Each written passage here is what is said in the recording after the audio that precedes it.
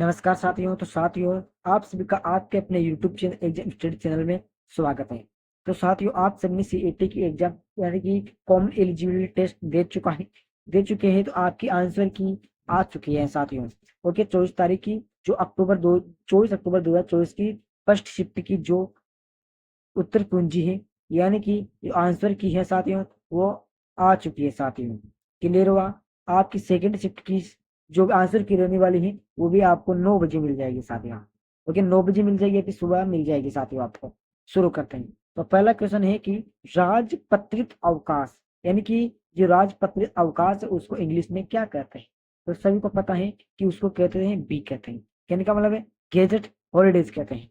Clear हुआ? दूसरा question है कि चूज द मोस्ट, देखो साथियों, मैं तो इंग्लिश और मैथ कमजोर है साथियों, वीक है। क्लियर हुआ? साइंस भी थोड़ी वीक है।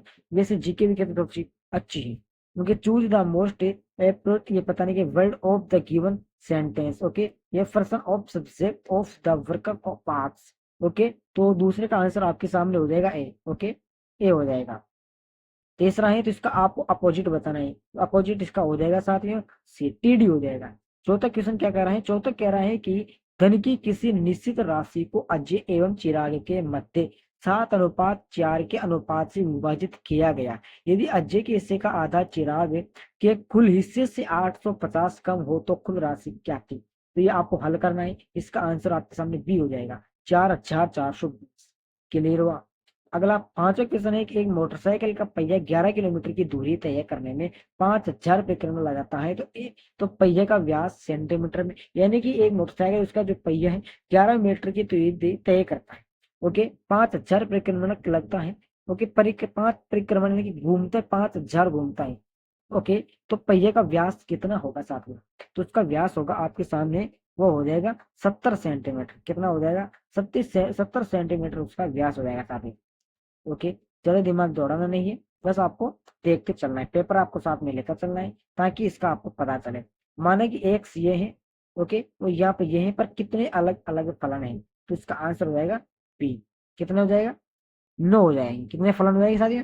9 फलन हो जाएंगे। यदि किसी प्रश्न का आंसर आपको गलत लगे तो मुझे कमेंट बॉक्स में जरूर बताना साथियों। अगला सातवां क्वेश्चन है कि अमन 40,000 के साथ एक व्यवसाय शुरू करता है, यानी किसी काम की शुरुआत कर लेता है। 4 महीने बाद भानु 20,000 के साथ अमन के साथ जुड़ जाता है। 20,000 के साथ भानु जुड़ जाता है, क्योंकि कोई व्यक्ति उसका दोस्त होगा तो 20,000 के साथ 20,000 सैलरी उसको दे देता है और उसके साथ जुड़ता है। एक वर्ष के अंत में दोनों के लाभ का अनुपात कितना होगा, यानी कि दोनों का कितना लाभ होगा साथियों? तो वो हो जाएगा इसको 3:1, क्योंकि 3:1 उसको अच्छा प्रकार का लाभ हो जाएगा। दूसरा 8वां क्वेश्चन है कि दूर स्थित, क्या है? दूर स्थित एक ऊंची इमारत का पूरा प्रतिबिंब यानी कि छाया कहते हैं, निम्नलिखित का उपयोग करके हमेशा देखा जा सकता है। तो कैसा जा सकता है? किसी आप मोटरसाइकिल में देखते हो, ओके, तो उसमें आपको कौन से दर्पण की जरूरत पड़ती है साथियों? तो उत्तल दर्पण की जरूरत पड़ती है। एक छोटा सा लेंस लगा होता है, तो आप मोटरसाइकिल पूरी चीजें उसमें देख लेते हो। क्लियर हुआ? अगला 9वां क्वेश्चन है कि जब प्रकाश की एक किरण एक सघन माध्यम से विरल के माध्यम से जाती है तो उसे क्या कहते हैं? तो उसको कहते हैं साथियों, यह अभिम्ब से दूर मुड़ जाती है। क्या होती है इसमें, क्या विक्रिया होती है? तो ये अभिम्ब से दूर मुड़ जाती है साथियों। इसका आंसर सी हो जाएगा। अगला क्वेश्चन है 10 नंबर का कि एक अवतल लेंस की फोकस दूरी 50 सेंटीमीटर है तो उसकी क्षमता होगी, यानी कि अवतल लेंस है उसकी दूरी कितनी? 50 सेंटीमीटर, यानी कि 50 सेंटीमीटर तक देख सकता है, तो उसकी क्षमता कितनी रहेगी साथ में? तो उसकी क्षमता रहेगी -2D। ओके, कितनी रहेगी? ओके, ये रहेगी। अगला 11 नंबर का क्वेश्चन है कि तुम रात को कब सोते हो, यानी कि तुम रात को, इंग्लिश से कहें, इंग्लिश से ट्रांजेक्शन करना है तो इंग्लिश में, यानी कि तुम रात को कब सोते हो, इंग्लिश में ट्रांजेक्शन करना है। What time do you sleep at night? Night. Okay, clear हुआ? अगला 12 नंबर का क्वेश्चन है कि इसमें क्या करना? रिपोर्ट है कि रिपोर्ट जो वर्ब होती है, रिपोर्ट फ्रॉम गिवन, इस प्रकार का जो आपके रिपोर्टेज होता है, रिपोर्टेड जी, इस प्रकार के कुछ आप एक टॉपिक होता है, इसमें क्या रहेगा? तो इस बारे का आंसर हो जाएगा साथियों एक। ओके, ये suggest that I read in since I don't believe what he said, ये इसका आंसर हो जाएगा साथियों। अगला क्वेश्चन है कि फिल द, आपको ये जो वाक्य दिए गए उसको आपको फुल करना है, कहने का मतलब पूरा कंप्लीटेड करना है। इसमें वाज लुकिंग आ जाएगा साथियों। क्लियर हुआ? अगला क्वेश्चन है 14 नंबर का कि पश्चिम राजस्थान में गरीबी उन्मूलन को किसकी सहायता से क्रियान्वित किया जा रहा है। यानी कि जो पश्चिमी राजस्थान में गरीबी उन्मूलन है, कहने का मतलब जो गरीबी से जूझ रहे हैं लोग, तो उसकी किसकी सहायता से उनको अच्छी प्रकार की जिंदगी जीने का मौका दे रहे हैं। उनको दे रहे विश्व बैंक, जो विश्व बैंक की सहायता से उनको कुछ ऋण दिया जाता है, उसकी सहायता से उनको अच्छी प्रकार की जिंदगी देने का अवसर प्राप्त हो रहा है। अगर आप 15 नंबर क्वेश्चन है, राजस्थान खाद्य एवं नागरिक आपूर्ति निगम की स्थापना किस वर्ष में होते साथ सबको पता रहना चाहिए। ये जो हमारा खाद्य खाद्य यानी कि जो हमको गेहूं, मोटा अनाज, इस प्रकार की जो भी चीजें मिलती है वो खाद्य आपूर्ति के अंतर्गत आता है साथ। तो कौन से सन में इसकी शुरुआत हुई थी साथ में, कि इस वर्ष में स्थापना, शुरुआत में की स्थापना हुई थी, तो वो हुई थी 2010 में। कब हुई थी साथ में? 2010 में उसकी शुरुआत हुई थी। अगला ऊपर दी गई रासायनिक अभिक्रिया में अपचायक है, की अभिक्रिया दी गई है उसकी अपचायक हो जाएगी, तो इसका आंसर हो जाएगा साथ में डी, क्योंकि सी हो जाएगा। क्लियर हुआ। अगला क्वेश्चन आपके सामने दिया गया है 17 नंबर का, कि निम्नलिखित में से कौन सी भौतिक परिवर्तन की विशेषता नहीं है, तो कौन सी नहीं है? तो ये जो नई पदार्थ का निर्माण होता है, ये इसकी भौतिक परिवर्तन की विशेषता नहीं है साथियों। साइंस का क्वेश्चन है, क्लास 10 का क्वेश्चन है साथियों। क्लियर हुआ। और इसे चैप्टर 1 का है। देखो सर 10+2 कहने का मतलब है ग्रेजुएशन लेवल, इसलिए तो आपसे पूछा जाता है क्वेश्चन। अगला क्वेश्चन है कि किसी कार्य को पूरा करने के हेतु एक दिन में 12 घंटे कार्य करके 15 व्यक्ति 10 दिन में समय लेते। दोबारा सुनो, कोई व्यक्ति है, उसको कोई कार्य है, उसको पूरा करने हेतु एक दिन में 12 घंटे कार्य करके 15 व्यक्ति 10 दिन में समय लेते हैं। उसी कार्य को 20 दिनों में पूरा करने के लिए 10 व्यक्तियों को एक दिन में कितने घंटे का समय, और उसी 20 दिनों का पूरा करने के लिए 10 व्यक्ति उसको काम वो कर रहे हैं, तो इसको कितने घंटे लगेंगे साथियों? तो कितने घंटे लगेंगे? तो उसको लगेंगे विद्यार्थियों 9 घंटे लगेंगे। कितने घंटे लगेंगे? 9 घंटे लगेंगे। अगला क्वेश्चन है कि 216 मीटर ऊंची चट्टान के शीर्ष से एक टावर के शीर्ष और तल से अवगमन कोण क्रमशः 30 डिग्री और 60 डिग्री हो तो है, टावर की ऊंचाई आपको ज्ञात करनी है। देखो साथियों, इस प्रकार के जो क्वेश्चन आ रहे हैं वो आपको हल करना है। कहाँ पर हल करना है? जो आपके जो पीछे का जो कुछ खाली स्थान रहता है, कहने का मतलब खाली पन्ना, वहां पर आपको हल करना चाहिए था। यदि किसी ने किया है अच्छी पर बहुत अच्छी बात है, किसी ने डायरेक्ट उत्तर दिया बहुत अच्छी बात है, लेकिन सही होना चाहिए। क्लियर, मेहनत लग जाए लेकिन अच्छा प्रकार। तो कितना लगेगा? 140 मीटर इसकी ऊंचाई होगी साथियों, 140 मीटर उसकी ऊंचाई होगी। क्लियर हुआ। अगला क्वेश्चन है कि नीचे दी गई आकृति में कितने त्रिभुज है, इसको गिन लीजिए आप। 1 2 3 4 5, कितने? पूरे 5 त्रिभुज है साथियों। कितने हैं? 5। 5 थोड़े नहीं, 10 है पूरे यार, 10। क्लियर हुआ। अच्छी प्रकार से आपको गणना करना है, फिर उसको देखना है कि कितने कितने नहीं है। सी इसका बिल्कुल करेक्ट आंसर हो जाएगा साथियों। अगला क्वेश्चन आपको दिया गया है कि द वैल्यू ऑफ कॉक 15, ये इसमें दिए गए हैं, तो इसका मान आपको कितना होगा? हल करना है अच्छे प्रकार से। कितना मान हो जाएगा साथियों? इसका मान हो जाएगा 1। कितना हो जाएगा? 1 इसका मान हो जाएगा। अगला ये निम्नलिखित में निर्थक का संधि विच्छेद होगा। क्या निर्थक का संधि विच्छेद क्या होगा? आपने संधि विच्छेद बहुत पढ़े होंगे, 8 से लेकर 10वीं क्लास तक बहुत अच्छी प्रकार संधि विच्छेद पढ़ी होगी। ओके क्लियर है। मैं तो हमको तो 9वीं क्लास में इतना संधि विच्छेद पढ़ाया करते थे साथियों कि पता नहीं कि आपको क्या बोले यार फिर आगे। तो 22वें का आंसर हो जाएगा साथियों आपके सामने डी। ओके निर्थक। ओके अब देखो साथियों, नी ओके प्लस अर्थक। ओके निर, अब आप समझोगे कि अर कहाँ पर गया, तो र इसमें कहा गया? विसर्ग में चला गया। संधि विच्छेद पढ़ रहे हो आप, वहां पर देखना एक बार आप। 23वां क्वेश्चन है कि निम्नलिखित में श्रुति क्या है? सुप्रउक्ति संधि होगी, इसको मिलान करने पर कौन सी संधि, कहने का मतलब कौन सा वाक्य बनेगा, कौन सा शब्द बनेगा साथ में? ओके तो कौन सा बनेगा? वो बनेगा सुक्ति, जो वाला। वो सही करके आएंगे सुक्ति इस प्रकार से। देखो साथ ये मात्रा का फर्क होता है, हिंदी के अंदर मात्रा होनी चाहिए, चाहे शब्द उत्तर गलत होना चाहिए। क्या है? चाहे उत्तर गलत हो, लेकिन मात्रा बिल्कुल सही होनी चाहिए साथ में।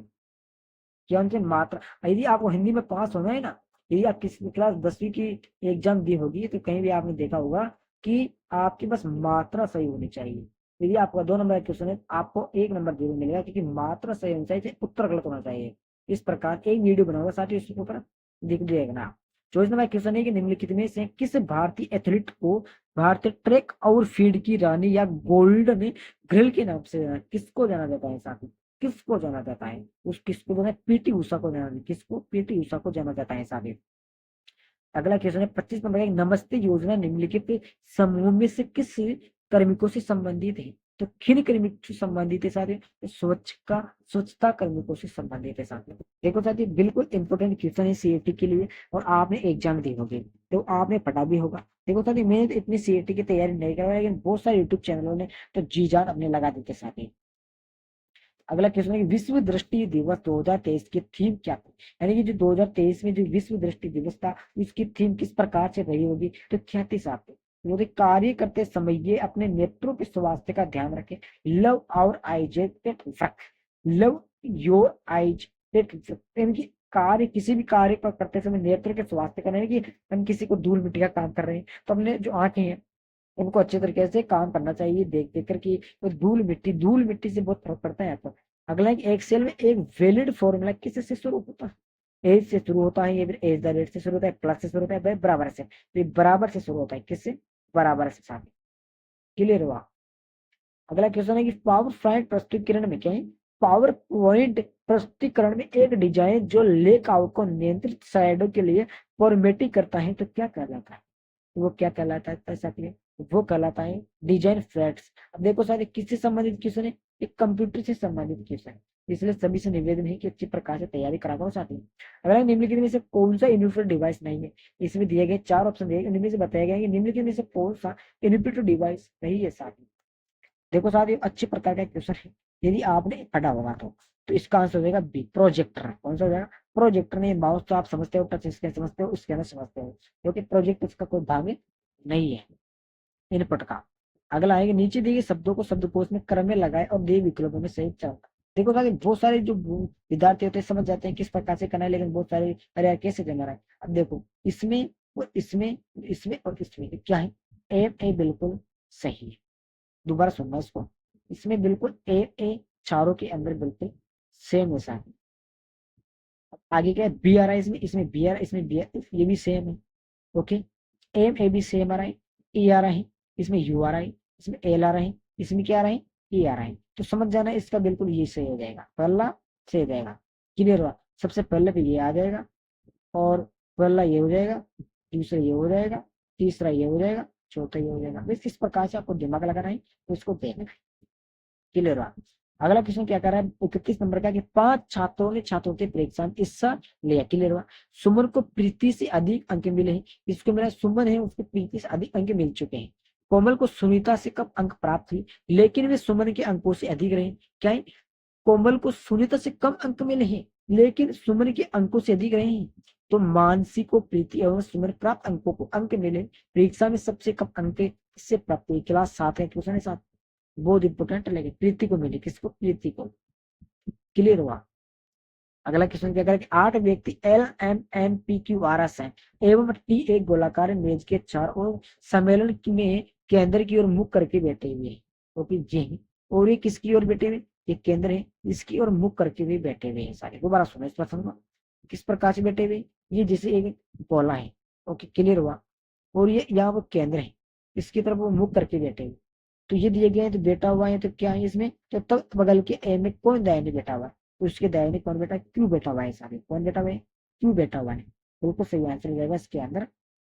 नहीं नहीं नहीं नहीं नहीं नहीं नहीं, ये नहीं होगा यार से, 32 में थोड़ा नहीं होगा, इसमें होगा पी, पी हो जाएगा।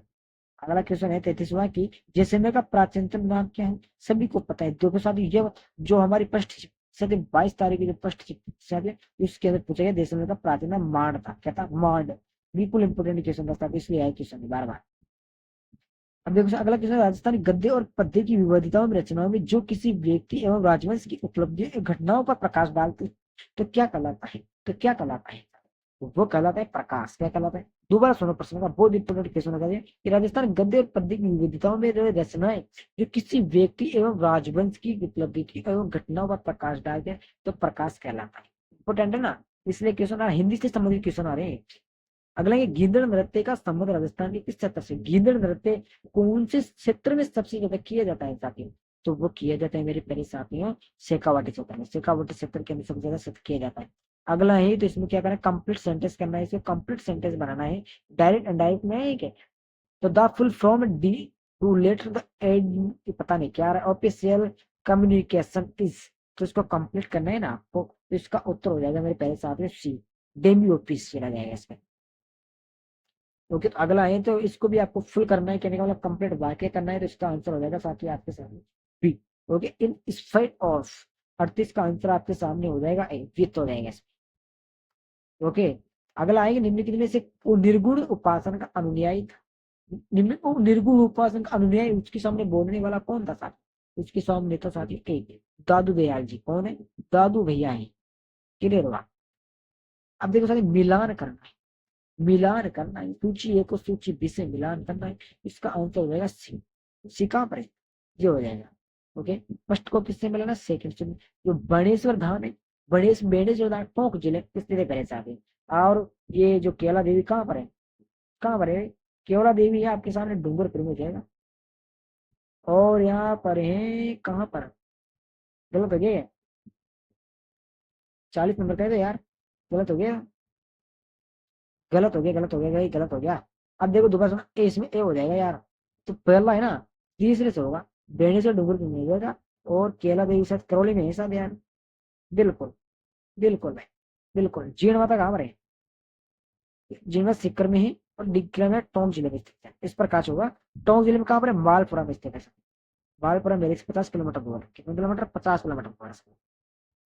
ओके, अगला प्रश्न कि 2011 की जनगणना के अनुसार निम्नलिखित में से राजस्थान के किस जिले में साक्षरता सबसे कम है? तो झालावाड़ में। किसमें? दोबारा सुनो प्रश्न को, बहुत इंपोर्टेंट क्वेश्चन, हर प्रकार की कंपटीशन तैयार रहेगा ये क्वेश्चन कि 2011 की जनगणना के अनुसार निम्नलिखित में से राजस्थान में किस जिले में साक्षरता कम है? तो झालावाड़ पे। और इस प्रकार से आपसे पूछे गए क्वेश्चन कि किस जिले में, तो 2011 झालावाड़ बताना है आपको। क्या है? झालावाड़ बताना है। और इस प्रकार से पूछ लिया जाएगा निम्नलिखित में राजस्थान में किस जिले में साक्षरता सबसे कम है? तो जैसलमेर रहेगा सर, इसमें जैसलमेर रहेगा। ओके, अगला क्वेश्चन है आपके सामने कि ये कितने में से कौन सा कथन सही है, कौन सा कथन गलत है? कौन सा कथन सही है, कौन सा कथन गलत है? तो इसका आंसर हो गया पहले साथ ही इसमें हो जाएगा ए। कथन एक तो सत्य है, किंतु दूसरा गलत हो जाएगा। ओके, अगला है मेरे पहले साथ ही कि आर, कहेंगे आई बी एम प्रणाली 360 में से किसका उदाहरण है? तो किसका है भाई? किसका हो जाएगा? इसके अंदर हो जाएगा मेरे साथियों थर्ड जनरेशन कंप्यूटर का। इसका थर्ड जनरेशन का।